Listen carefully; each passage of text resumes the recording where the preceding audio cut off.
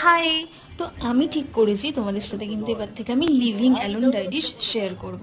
তো রবিবারের বাজার এবং সকাল সকাল কিন্তু আমি ঘুম থেকে উঠেই একদম বাজারে চলে গিয়েছিলাম, কারণ একটু লেট হলেই, একটু রোদ বেরিয়ে গেলেই কিন্তু সমস্ত সবজি লাল হয়ে যায় এবং মাছ টাছ কিছুই পাওয়া যায় না। আর যেহেতু একটু রবিবারের বাজার, তো একটু ভালো কিছু খেতে ইচ্ছা করে। আর বাকি দিনগুলো আমি কী খেয়ে কাটাই জানো?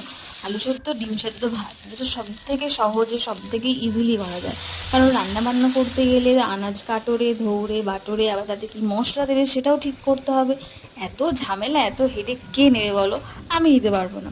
তো যাই হোক, এখানে দেখো মাছগুলো আমি ভালোভাবে কিন্তু দিয়ে দিয়েছি মশলা কষিয়ে। এবং এই মাছটা কিন্তু আমি ফার্স্ট টাইমই ট্রাই করছি। তোমরা কিন্তু আমাকে অবশ্যই কমেন্টে জানিও যে এটা কি মাছ, আর এবং তোমরা কারা কারা এই মাছটা খেতে ভালোবাসো।